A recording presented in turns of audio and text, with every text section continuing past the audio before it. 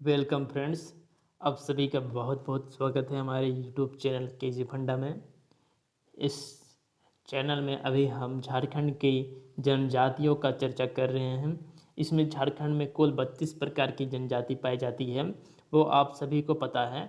तो जो 6 जनजाति की जो वीडियो है वो अपलोड कर दी गई है, और बाकी जो अभी बाकी जनजातियों की जो वीडियो है वो अपलोड कर दी जाएगी एक एक करके सारी जनजातियों का। और ये वीडियो में आपको इम्पोर्टेंट और ख़ास बात ये बन जाता है कि ये बुक पाँचों 4-5 बुक का ये एक निष्कर्ष निकाल के ये वीडियो तैयार किया गया है। तो अगर ये वीडियो को आप शुरू से अंत तक देख ले तो आपको अन्य पुस्तकों पढ़ने की आवश्यकता नहीं है। एग्ज़ाम के उद्देश्य से ये बहुत ही इम्पोर्टेंट और हाईलाइटेड पॉइंट है जो एग्ज़ाम में पूछ सकता है। तो आज हम चर्चा करने जा रहे हैं बंजारा जनजाति की। ठीक है, तो ये झारखंड की एक घुमक्कर किस्म की अल्पसंख्यक जनजाति है। ये झारखंड की एक घुमक्कर किस्म की अल्पसंख्यक जनजाति है, यानी बंजारा है, यानी ये एक घुमंतु किस्म की एक जनजाति है। जैसे आप देख सकते हैं कि बंजारा लोग किस तरह के जीवन यापन करते हैं। ये एक घूम घूम के जीवन यापन करने वाली जनजाति है। तो ये घुमक्कर किस्म की आपको याद रखना है। किस किस्म की है? घुमक्कर किस्म की है, अल्पसंख्यक, यानी इसकी आबादी बहुत ही कम है, अल्पसंख्यक जनजाति है।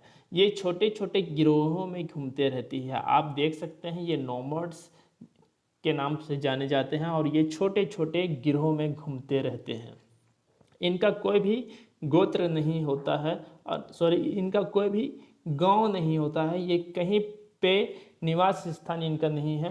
ये घुमंतु है, कहीं आज यहाँ है तो कल कहीं और चले जाएंगे, परसों कहीं और चले जाएंगे। ठीक है, परिवार नाभिकीय होता है, यानी कि परिवार बहुत ही इनका छोटा होता है, नाभिकीय होता है। ठीक है, जिसमें माता पिता और अविवाहित बच्चे होते हैं। जिसमें कौन कौन रहते हैं? मात्र माता पिता होते हैं और अविवाहित बच्चे, जो छोटे छोटे देखते होंगे कि छोटे छोटे बच्चे रहते हैं रोड किनारे, और वो हो जाते हैं भीख वगैरह मांगते हैं।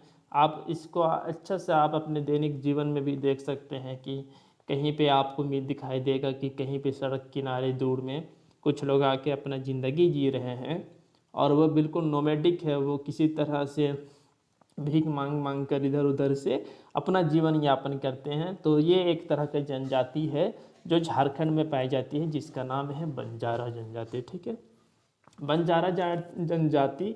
और ये कहीं कहीं पे आप देख सकते हैं, कहीं कहीं पे बाज़ारों में ये जनजाति क्या करते हैं कि जड़ी बूटियों का जो दवाई है वो बेचते हैं। और कहीं कहीं पे रोड के या कचहरी के आसपास आपको दिखाई देगा कि ये जनजाति जो है कि ये बहुत तरह के जड़ी बूटी, जैसे कि बाल लंबा करने की जड़ी बूटी या हेल्थ बनाने की जड़ी बूटी या जोड़ों को दर्द हो तो आपको देखने के लिए मिलेगा। तो ये जड़ी बूटियों के अच्छे जानकार होते हैं, और ये क्योंकि ये बहुत ही पुरानी सभ्यता से जीते हैं, और इनके जो जड़ी बूटी का जो ज्ञान है इनके पूर्वजों के द्वारा दिया जाता है।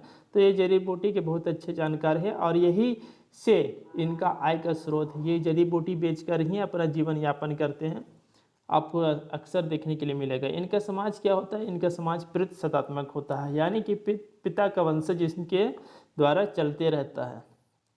जैसे कि अगर जड़ी बूटी का जो ज्ञान है उसके पिता को है, तो वही जड़ी बूटी का ज्ञान उसके आने वाले जितने भी जनरेशन हैं उसको मिलता रहेगा। ठीक है, तो ये हो गया प्रतिशतात्मक। ये जनजाति 4 वर्गों में विभाजित है।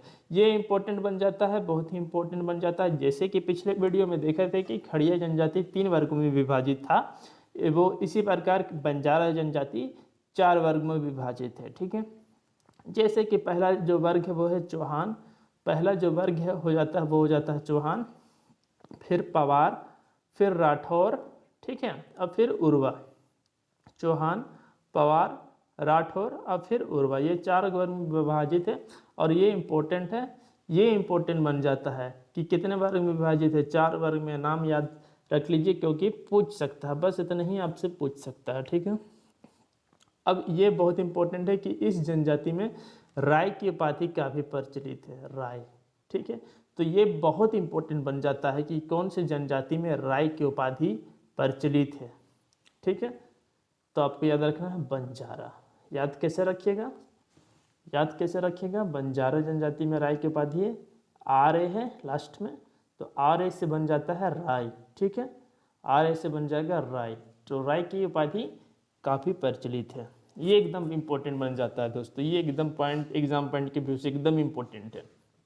अब देखिए बंजारा लोग क्या करते हैं, बंजारा लोग जो होते हैं जड़ी बूटी का बिजनेस करते हैं, जड़ी बूटी बेचते हैं। ठीक है, और जड़ी बूटी बेचते हैं, साथ साथ ये क्या रहते हैं, बिल्कुल स्वस्थ रहते हैं, बिल्कुल जड़ी बूटी बेच के ये स्वस्थ रहते हैं। और स्वस्थ आप रहिएगा योग करके। ठीक है, योग करके स्वस्थ रहिएगा। तो विधवा विवाह यानी कि जो लड़की का सॉरी जो लड़का का लड़का मर जाता है और लड़की अकेले कुंवारी रह जाती है। ठीक है, बिल्कुल उस शादी होने के बाद उसका जो मर्द है वो मर जाता है, मृत्यु हो जाता है, तो विधवा बन जाती है। तो विधवा विवाह को नियोग कहा जाता है, ये याद रख लीजिए, बहुत इंपॉर्टेंट बन जाता है। राय की उपाधि काफ़ी प्रचलित है और विधवा विवाह को नियोग कहा जाता है, ये बहुत इंपॉर्टेंट बन जाता है। देखिए एकदम मैं वही चीज़ को यहाँ पे लिखा हूँ जो इंपॉर्टेंट बन जाता है और आपको बुक पढ़ के दिमाग खपाने की ज़रूरत नहीं है। आप वीडियो देख लीजिएगा ना, तो आपको मैं गारंटी देता हूँ कि आप झारखंड में जितने भी क्वेश्चन अगर एग्ज़ाम में आते हैं उसमें से 90 to 95 क्वेश्चन आप ये वीडियो देख के बस ही सही कीजिएगा। इस चैनल में मैं 100 video, more than 100 video only Jharkhand GK के डालने वाला हूँ, और जिसमें बाद में इसमें करंट अफेयर की भी बहुत सारी झारखंड की वीडियो आएगी। तो बस आप हमारे चैनल को ज़्यादा से ज़्यादा देखें और इससे जुड़ जाएं, क्योंकि ये चैनल देख के बस आपको किताबों पढ़ने की आवश्यकता नहीं है।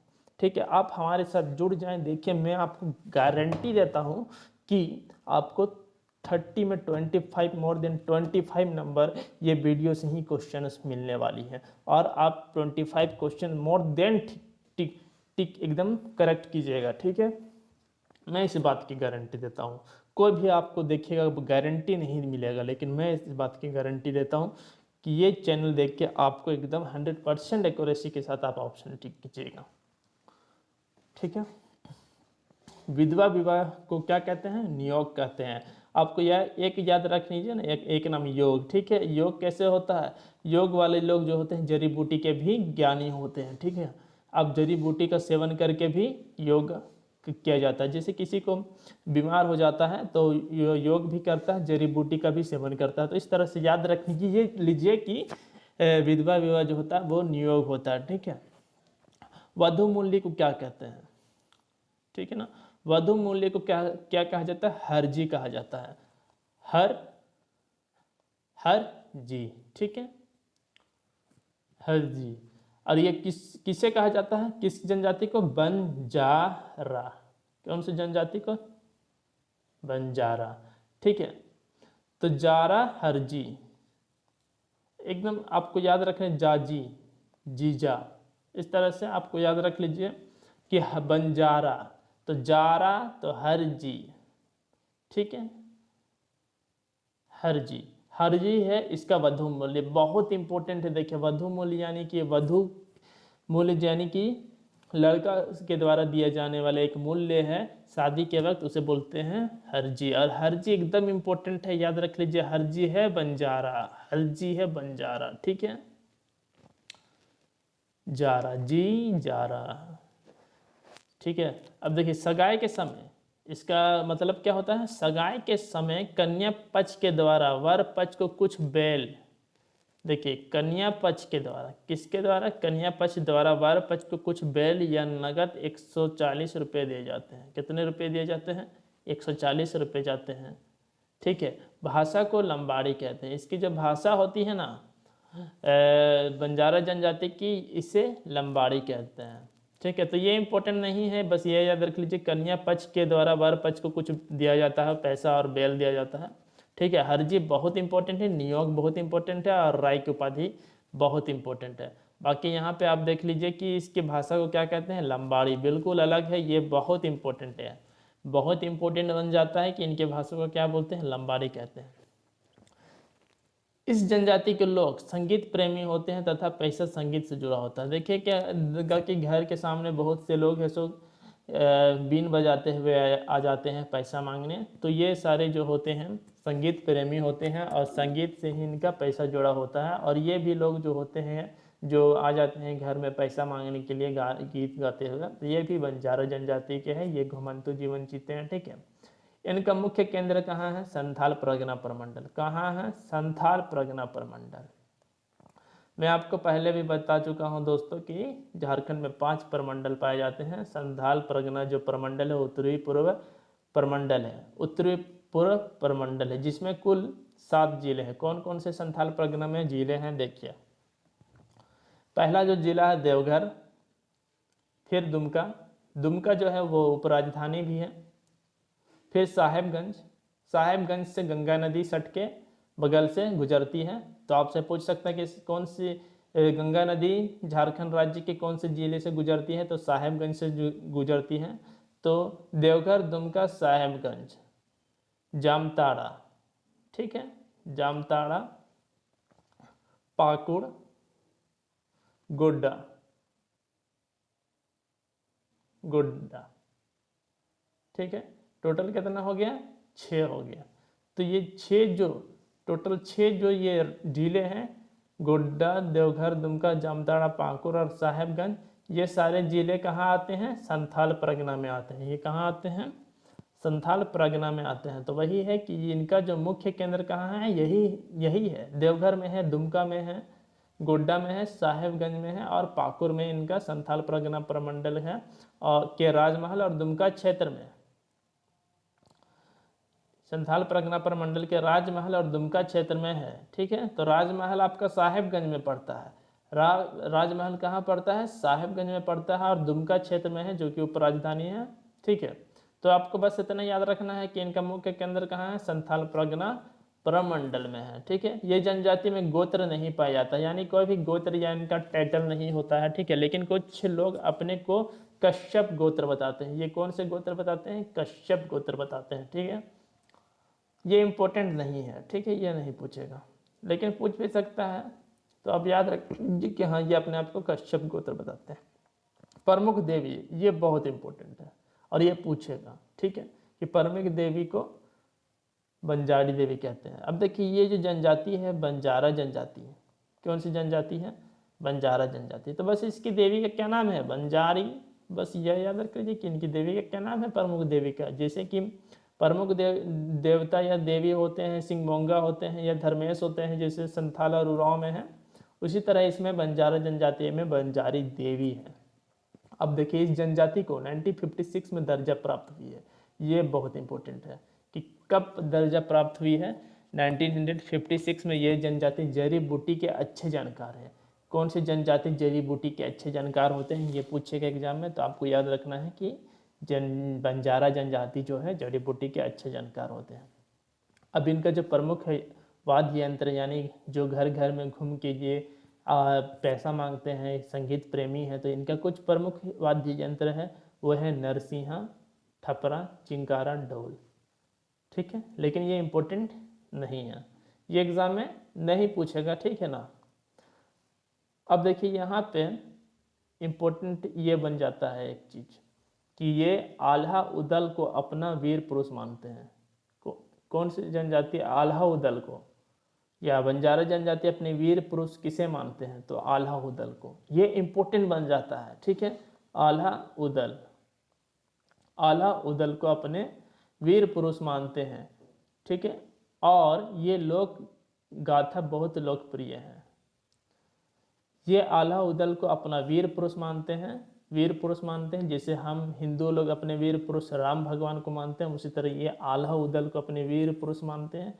और ये लोक गाथा बहुत लोकप्रिय है। जो इनकी जो आल्हा उदल की जो लोक गाथा है वह काफ़ी लोकप्रिय है। ठनके गीतों में पृथ्वीराज चौहान का उल्लेख प्राय मिलता है। ठनके जो एक तरह का गीत है जिसमें पृथ्वीराज चौहान का उल्लेख मिलता है। तो कौन सी जनजाति के गीतों में पृथ्वीराज चौहान का उल्लेख मिलता है? तो ये पूछ सकता है इस तरह से। तो आपको याद रखना है कि बंजारा जनजाति में पृथ्वीराज चौहान के गीतों में मिलता है उल्लेख। ठीक है। प्रचलित लोक नृत्य यानी नाच कौन सा है? दंड खेलना। क्या है? दंड खेलना एक तरह का नाच है जो कि बंजारा जनजाति में पाया जाता है, दंड खेलना। ठीक है, तो इतना ही था इस जनजाति का जो लेक्चर था, ये इतना ही था। अगला हम बथुरी जनजाति के बारे में पढ़ाई करेंगे। तो केजी फंडा की ओर से ये जितनी बंजारा जनजाति के बारे में बताया गया है, उसमें इम्पोर्टेंट बात ये है कि ये 4 वर्ग में विभाजित है: चौहान, पवार, राठौर और उर्वा। ठीक है, आपको ऐसे याद रखना है। चौ, चाउमीन खाते हैं ना तो चौ, ठीक है। अब पराठा खाते हैं ना तो पराठ, राठा। ठीक है, तो आपको याद रखना है चाउमीन खाएं, चाउमीन खाएं आप, उसके बाद पराठा खा लिए। ठीक है, तो पराठा से याद रख लीजिए, पा से पवार, राठा से राठौर, और चौ से चौहान, और ऊ से उर्वा। तो ये याद रख लीजिए कि चाउमीन और पराठा खाएं हम बंजारा जनजातियों के द्वारा। ठीक है ना, तो इस तरह से याद रख लीजिए, बहुत इंपॉर्टेंट है। और अब मैं आपको बताता हूँ कि आपको एग्जाम में कौन कौन सी चीज़ें पूछ सकता है। ठीक है, तो ये जनजाति के विषय में ये पूछ सकता है कि ये कौन सी जनजाति जड़ी बूटी के अच्छा जानकार है, ये पूछ सकता है। ठीक है, उसके बाद पूछेगा कि कितने वर्गों में विभाजित है, ये पूछ सकता है। कितने वर्गों में विभाजित है? 4, ये याद रख लीजिए 4। अब इसका नाम याद रख लीजिए, नाम पूछ सकता है। ठीक है, अब आपसे ये पूछ सकता है, क्या पूछ सकता है? जेएसएससी या जेपीएससी। देखिए, इस जनजाति में राय वाली बात, राय की बात ही कौन सी जनजाति को है। फिर नियोग पूछ सकता है, विधवा विवाह को नियोग कहते हैं, वधुमूल्य को हरजी कहते हैं। ये 2-3 जो है बहुत इंपॉर्टेंट है। भाषा को लंबाड़ी कहते हैं, याद रख लीजिए, बहुत इंपॉर्टेंट है। उसके बाद प्रमुख देवी को बंजारी देवी कहते हैं। ठीक है, अब कश्यप गोत्र अपने आप को कुछ लोग बताते हैं, लेकिन गोत्र नहीं पाया जाता है। अब यहाँ पे इंपॉर्टेंट ये और एक चीज़ बन जाता है कि कौन सी जनजाति में गोत्र नहीं पाया जाता है। क्वेश्चन ये भी पूछ सकता है कि कौन सी जनजाति में गोत्र नहीं पाया जाता है। आपको याद रखना, बंजारा जनजाति में गोत्र नहीं पाया जाता। अब याद रख लीजिए कि और इम्पोर्टेंट बात है कि 1956 में दर्जा प्राप्त हुआ था। कब हुआ था? इंपॉर्टेंट, बहुत इंपॉर्टेंट, जड़ी बूटी के लिए अच्छे जानकार हैं। ठीक है, अब यहाँ पे और एक इम्पोर्टेंट बात है कि आल्हा उदल को अपना वीर पुरुष मानते हैं। किसे मानते हैं? आल्हा उदल को। और इनके गीतों में पृथ्वीराज चौहान का वर्णन मिलता है। ठीक है, तो ये याद रख लीजिए कि पृथ्वीराज चौहान का वर्णन बंजारा जनजातियों के गीतों में मिलता है। अब नृत्य याद रख लीजिए, दंड खेलना एक ही नृत्य है, बहुत ही इंपॉर्टेंट है, जो कि दंड खेलना है, बिल्कुल अलग नृत्य है। ठीक है, तो बस इतना ही पूछ सकता आपसे, और ये बंजारा जनजाति आपका ख़त्म हो गया। कोई भी बुक वगैरह पढ़ने की आवश्यकता नहीं है। तो आई होप वीडियो अच्छा लगा होगा। आप इसे दोस्तों के साथ शेयर कीजिए। हमसे अगर जुड़ना चाहते हैं तो जुड़ जाइए, और अच्छा लगे तो बेल नोटिफिकेशन का भी बटन दबा दें। धन्यवाद। एक लाइक कर देना दोस्तों, क्योंकि ये बनाने में काफ़ी मेहनत लगता है, इसे टाइप करके लिखने में काफ़ी मेहनत लगता है। तो ये मेरे द्वारा बिल्कुल लिखा गया है, पढ़ने के पश्चात मैं लिखता हूँ सारी चीज़ों को, और जो इम्पोर्टेंट है एग्जाम पॉइंट के विषय वही सारी बातें लिखा गया है। तो एक लाइक कर दीजिए ज़्यादा से ज़्यादा आप इसे, तो मैं इसमें एक सेटिस्फेक्शन मिलेगा। ठीक है, तो goodbye and take care.